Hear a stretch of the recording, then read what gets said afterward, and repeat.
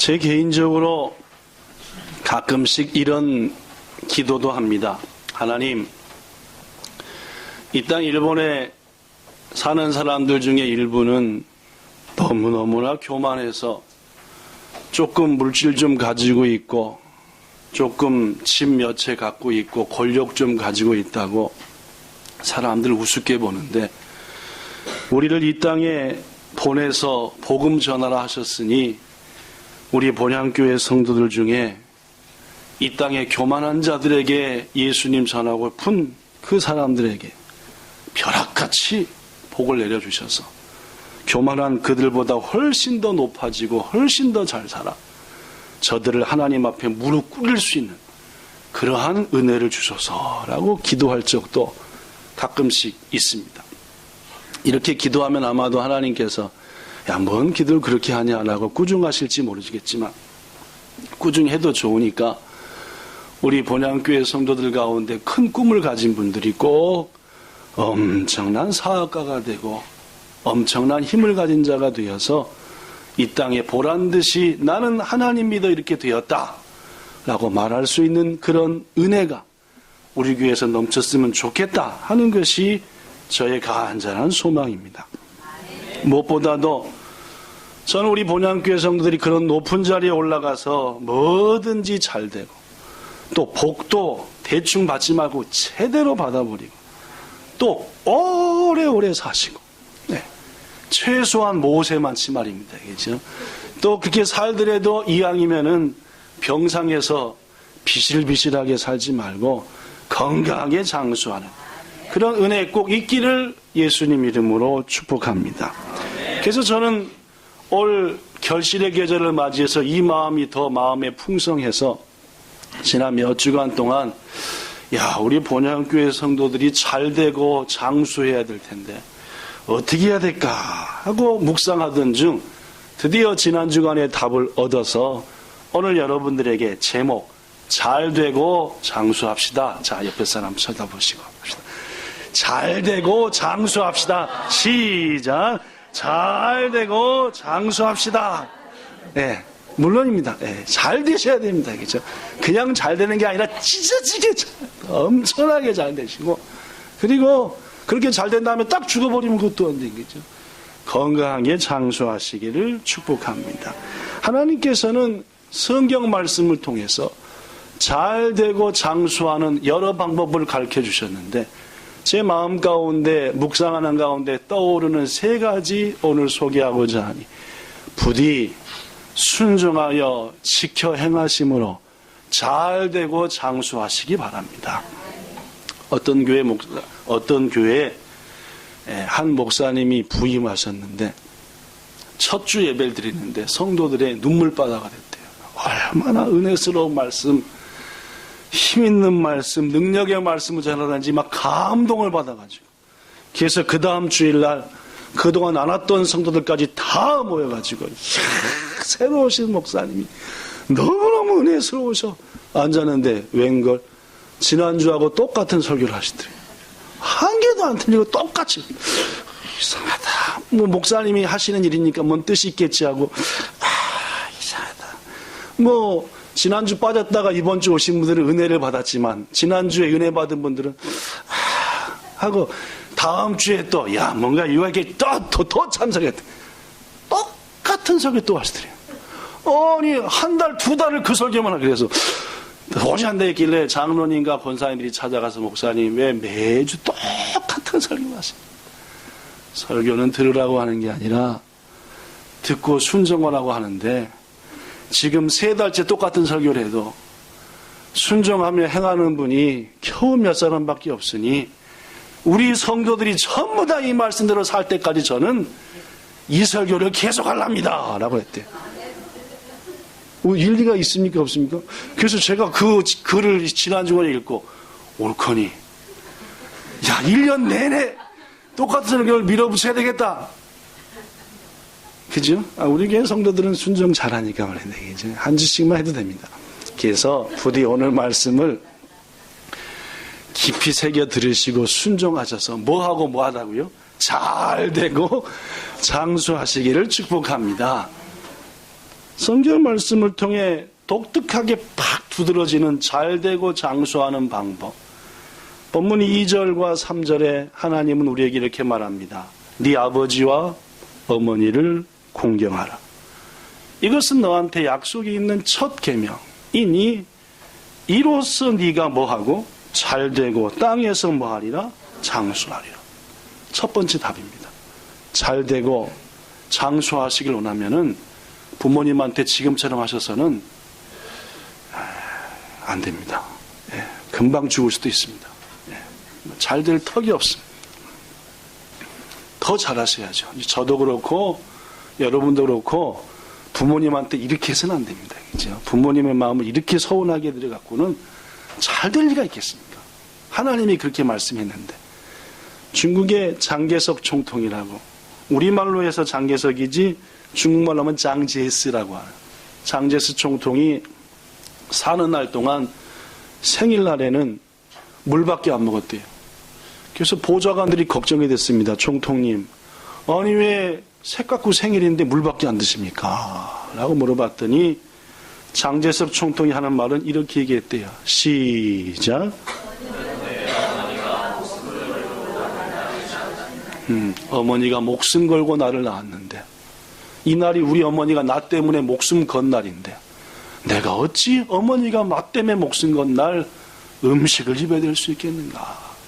물 먹는 것도 죄송하네 하면서 내가 하루 종일 이날은 어머니를 생각하며 감사하며 보낸다라고 얘기했답니다.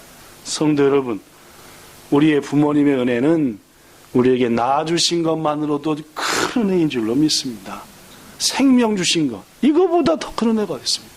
우리가 여기 있는 것이 우리 부모를 통해서 된 일인데 뭐 더 이상 거기에 대해서 부모를 이래서 공경해야 된다라고 설명할 필요가 있겠냐 그 말이에요. 그런데 여러분, 우리 하나님께서는 우리가 부모로부터 생명을 받은 그 은혜만으로도 마땅히 부모님께 공경해야 할 텐데 부모를, 그럼에도 불구하고 우리가 부모를 공경하면은 잘 되는 복, 장수하는 복까지 주신다 하니 이 얼마나 감사하냐 그 말이에요. 출애굽기 20장 12절에도 하나님은 여러분과 저한테 말하기를 네 부모를 공경하라. 그리하면 네 하나님 여호와가 너에게 준 땅에서 네 생명이 길 것이다. 장수한다는 말. 신명기 5장 16절에서도 너는 네 하나님 여호와께서 너에게 명령한 대로 네 부모를 뭐하라? 공경하라. 그리하면 너의 하나님 여호와께서 너에게 준 땅에서 첫째 네 생명이 길고 즉 장수하고 둘째 뭘 누리리라? 물론입니다. 우리가 뭐하면? 부모님을 공경하면 말이에요.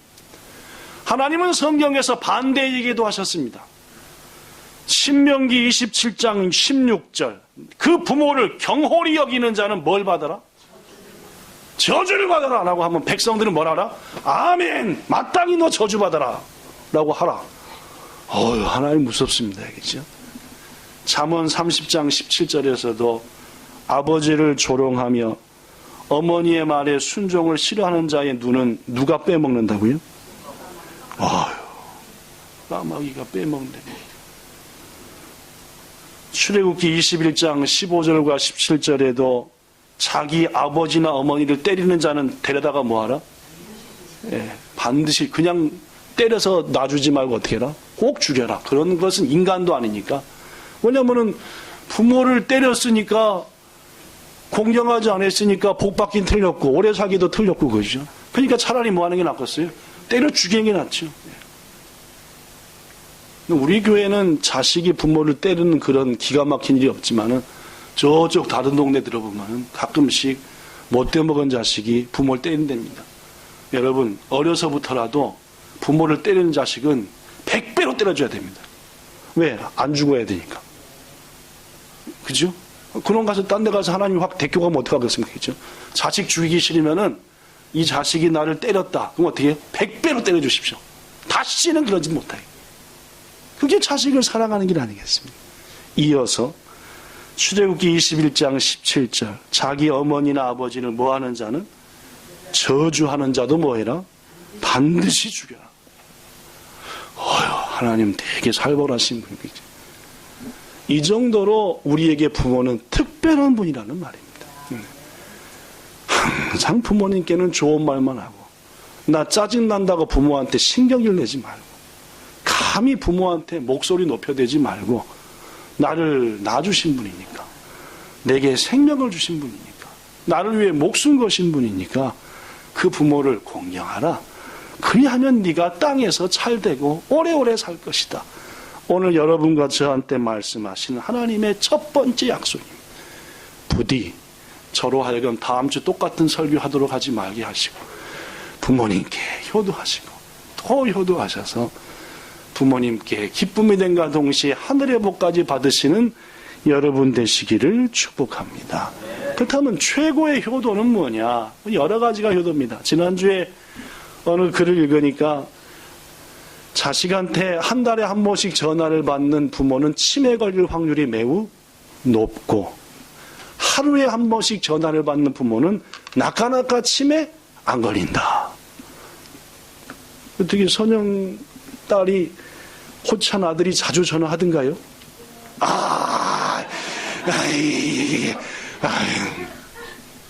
저도 하루에 한 번씩은 전화 못해서 그거 잊고 이거 안 되겠구나. 여러분의 부모님이 치매 걸리면 여러분 좋겠습니까? 부디 매일 전화하시기 바랍니다. 요새는 매일 전화해도 전화비도 안 드는 방법도 많고, 또 우리 본향교회 성도 중에 찢어지게 가난해서 부모한테 전화도 못할 전화비 없는 분은 없는 줄로 아니까 매일 전화하시기를 부탁합니다. 최고의 효도는 뭐냐? 요새 이런 사람들을 이해가 안 가는 사람, 대책 없는 사람, 심지어 미친 사람이라고 한답니다. 첫째, 쉬운 살 넘어 집 팔아 사업하겠다는 사람. 미쳤대요.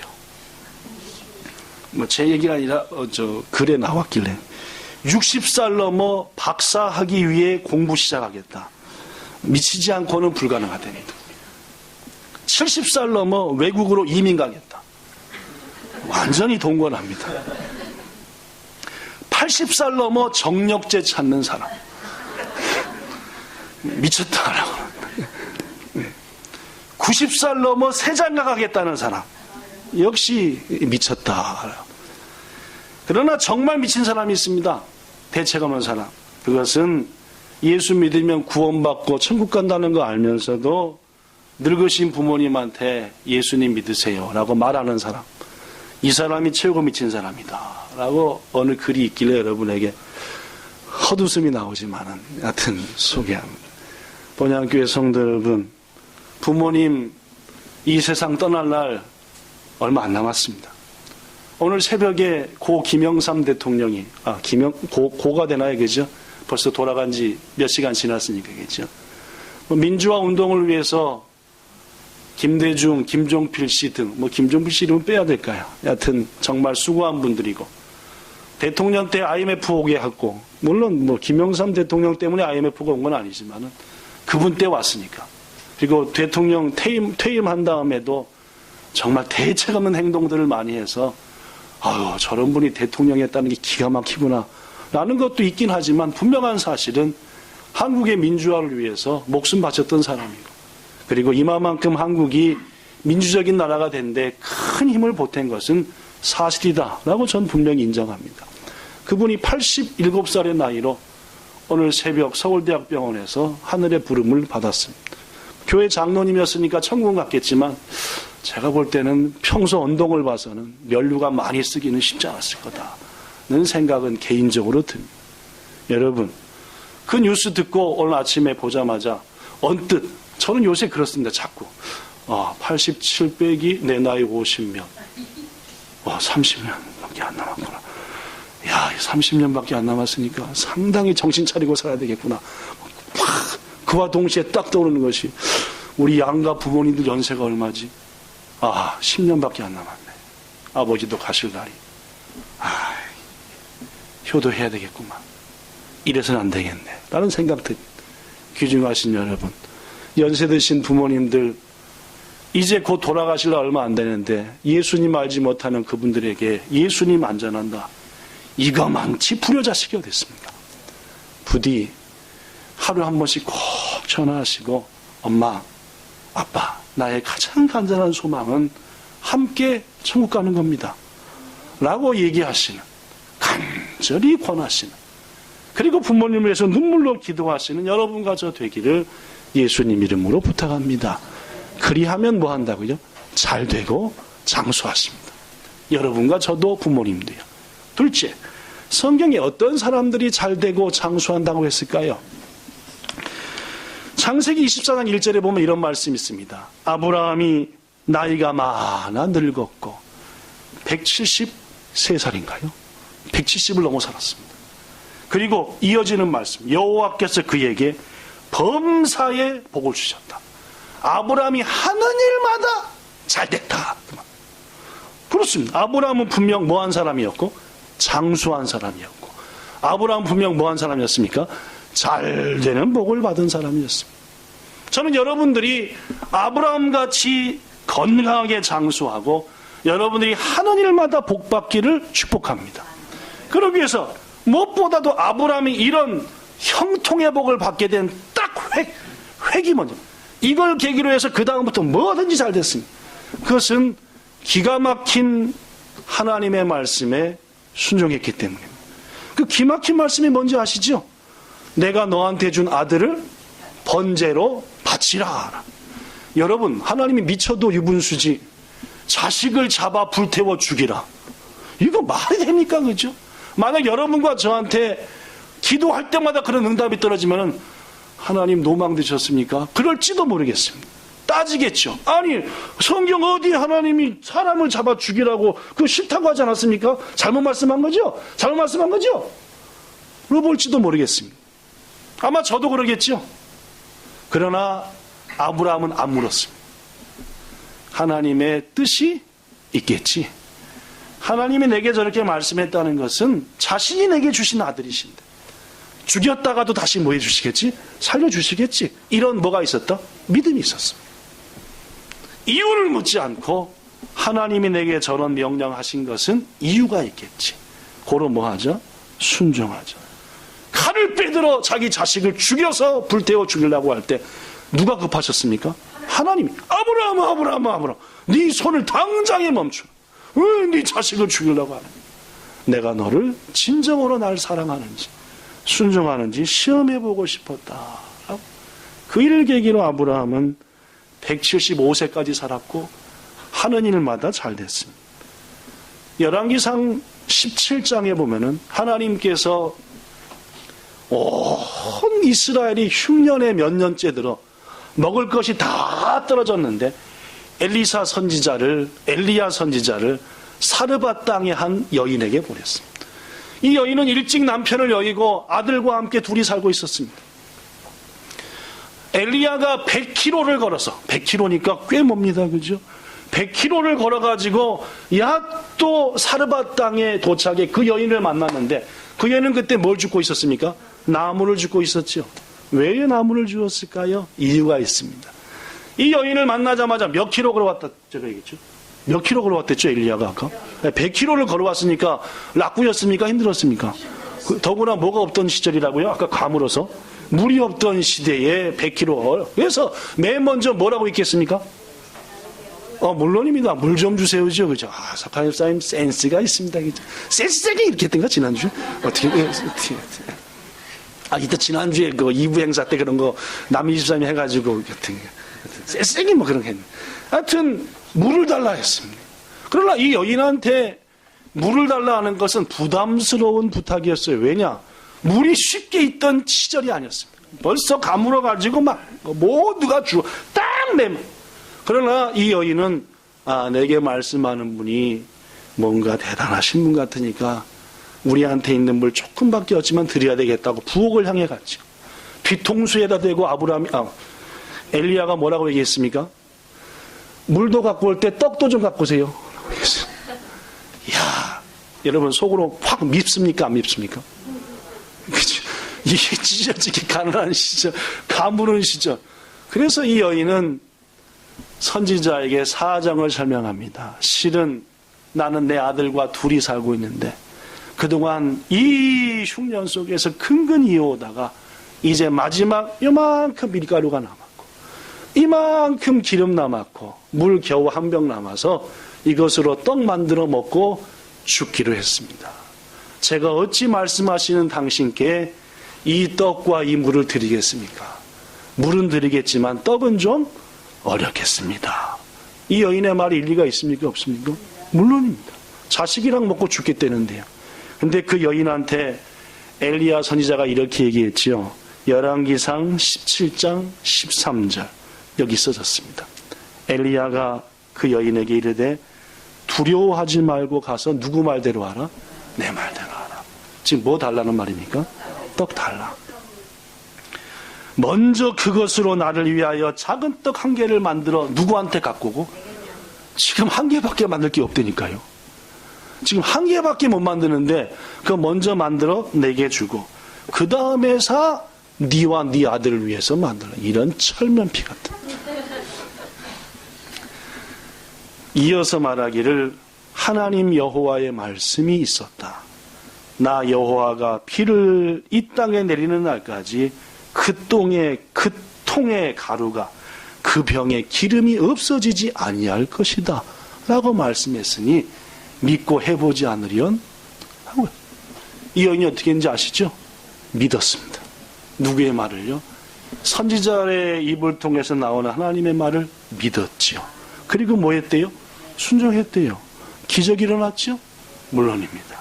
그는 3년 6개월 동안 비가 안 오는 그 내내 동안 먹고 마시고 살아가는데 전혀 부족함이 없도록 기적으로 하나님이 그의 삶을 채워주신 줄 믿습니다.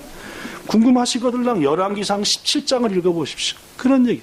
성도 여러분, 그 여인이 하나님의 말씀에 순종했더니 그녀는 약속된 복을 누렸고 잘 됐고 장수까지 한 줄로 믿습니다.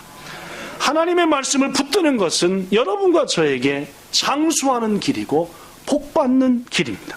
성경에 기록된 하나님의 말씀들을 한 가지 한 가지 구체적으로 순종하여 아브라함과 사르밧의 가난한 여인처럼 부디 여러분 장수의 복, 형통의 복 받으시기를 축복합니다.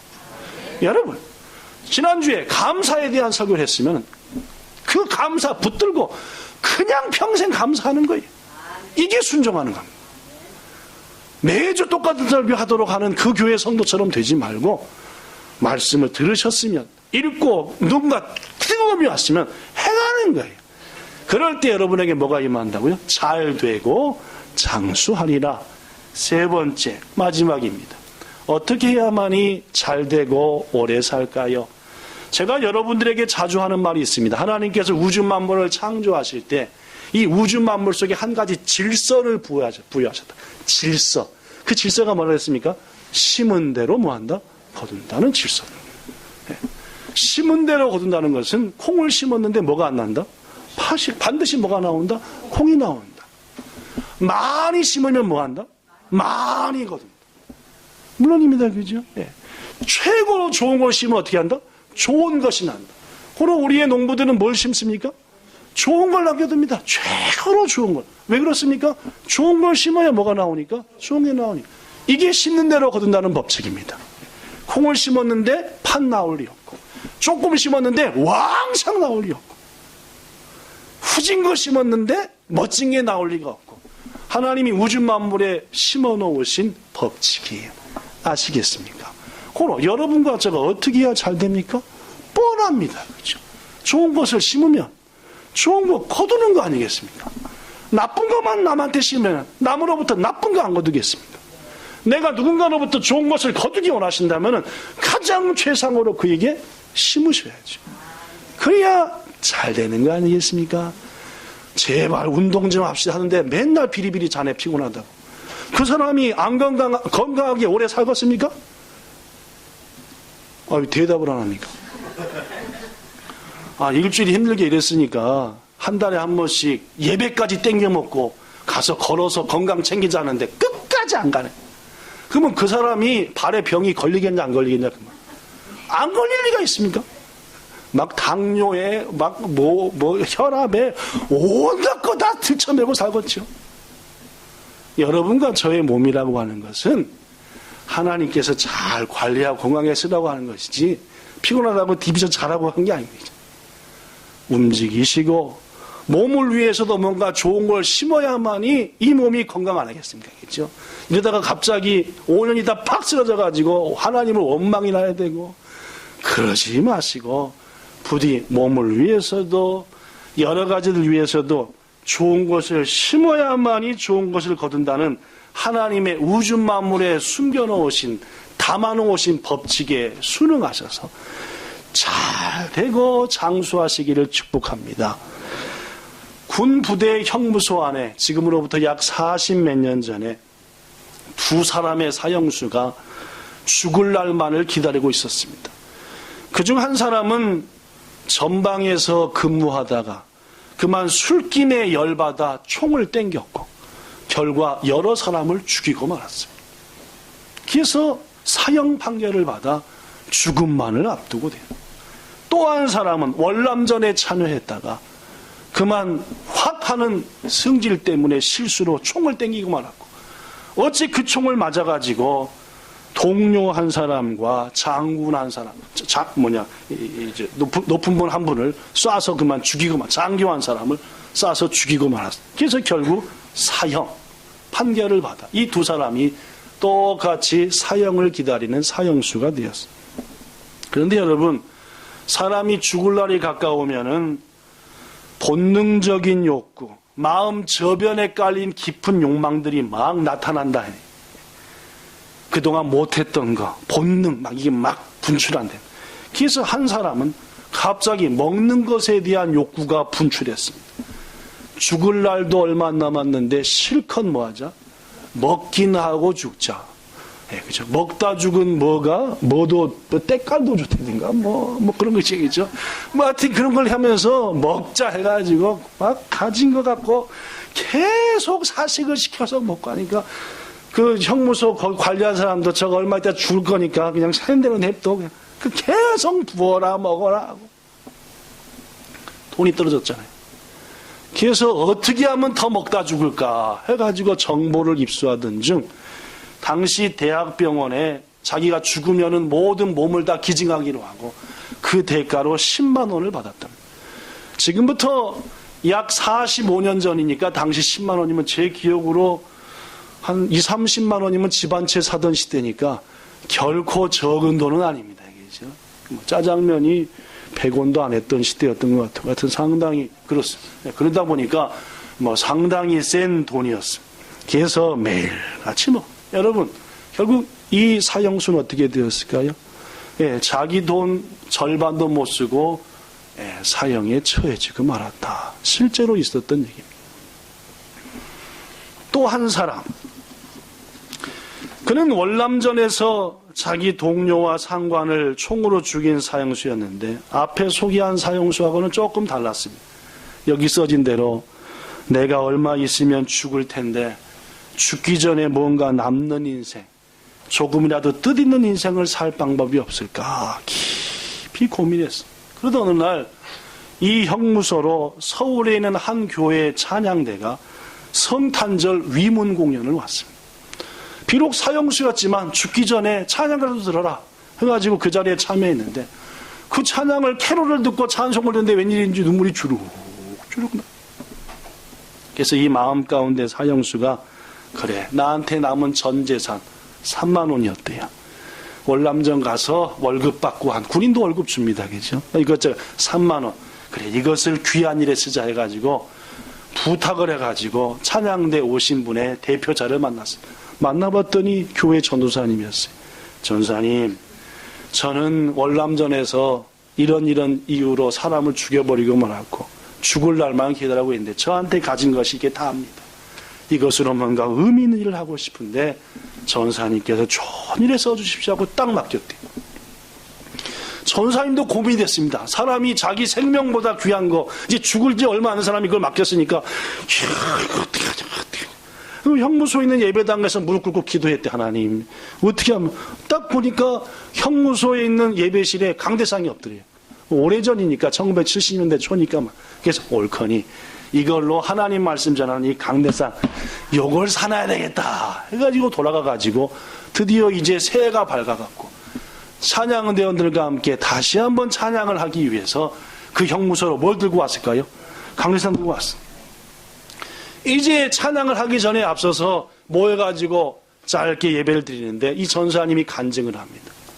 실은 이 강대상은 이런 분의 소망으로 이렇게 두게 되었습니다. 이분의 마음을 생각하면서 우리 이분이 구원받도록 기도합시다 하는데 그 말 들으면서 웬 여인이 앉아가지고 계속 울더래요.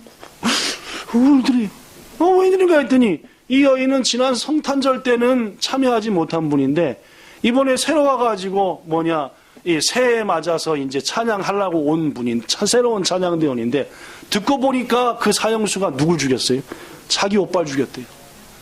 자기 오빠를 죽인 그 사형수 얘기를 지금 여기 하고 있는 거예요. 알고 보니까 막 눈물 콧물이 되도록 막 들으면서 계속 마음에 나오는 말이 네 할 바를 해라. 하나님의 말씀이 자꾸 네가 해야 할 일을 해라. 용서하라. 이런 마음이 자꾸 오더래요. 이거 하나님의 뜻이구나. 그래가지고 어떻게 했대요? 그 다음부터 자기가 용서하고 서명을 받으러 다녔답니다. 저 사람을 죽여서 뭐합니까? 그리고 또 다른 죽은 병사까지 찾아가가지고 설득을 해가지고 죽여서 뭐합니까? 용서하고. 어떻게 됐대요? 결국 그분이 풀려난 줄로 믿습니다. 실화입니다. 40몇 년 전에 있었던. 사랑하는 성도 여러분, 언제 죽을지 모르는 사형수 두 사람이 똑같은 상황에 놓여 있었는데 한 사람은 그 기회를 가지고 육체를 위해서 심었고 또 한 사람은 그 기회를 가지고 선한 일에 심기를 원했으며 그 결과는 너무너무 달랐다는 사실입니다. 여러분, 실은 여러분과 저도 사형 판결을 받았습니다. 머지않아 우리는 주님이 부르실 거니까요. 그죠? 뭐에다 심고 사시겠습니까? 이 썩어질 육체에다가 계속 심고만 사시겠습니까? 하나님의 방법은 분명합니다. 심은 대로 거둔다. 어디다 심느냐 따라 틀리는 것이고 무엇을 위해 심느냐 따라 틀리는 말씀 마칩니다. 저는 오늘 여러분에게 제목을 잘 되고 장수합시다 라는 제목으로 3가지 말씀했습니다. 부모한테 그렇게 해서는 잘 되기는 쉽지 않다. 고로 여러분과 저 부모한테도 잘하셔야 됩니다. 2번째, 하나님 말씀 지금처럼 맨날 듣고 흘려버리고 지키지도 않고 이래서는 복받고 살기는 어렵습니다. 여러분, 어떤 말씀이 마음에 새겨든지 간에 지켜 행하셔야 돼요. 순종하셔야 잘 되고 복받습니다. 마지막 3번째, 자기만을 위해서 심고 겨우 자식만을 위해서 심어서는 별로 답이 안 나옵니다. 주님, 우리에게 영원한 것 주셨고 자기 생명 주셨으니 우리도 더 귀한 것 심어봅시다. 주를 위하여, 이웃을 위하여, 이 땅을 위하여 말입니다. 하나님께서 우리를 이 모양 저 모양으로 귀한 것을 심으실 때 우리로 하여금 잘 되게 하시고 장수하게 하실 줄 믿습니다. 이 은혜 누리고 많은 여러분과 저 본향의 모든 성도 되시기를 예수님 이름으로 축복합니다. 기도하겠습니다. 좋으신 하나님, 잘 되고 장수하고 싶습니다. 여기 있는 모든 성도들 저를 포함해서 그 복 받기 원합니다. 함께하지 못했지만 본향의 식구들 어떤 한 사람이라 우리 부모 형제도 잘 되고 장수하기를 원합니다. 그래서 오늘 말씀 종에게 주셨사오니 이 말씀대로 행하여 부모님에게 더 효도하고 부모의 마음을 더 기쁘게 하고 말씀 지켜 행하며 귀한 것 심는 우리가 되어 잘 되고 장수하여 이 땅의 수많은 사람들에게 우리는 예수님 때문에 이렇게 잘 됐다라고 자랑하여 그들 하나님께 인도하는 우리 모두 되게 하옵소서. 예수님 이름으로 기도하옵나이다. 아멘.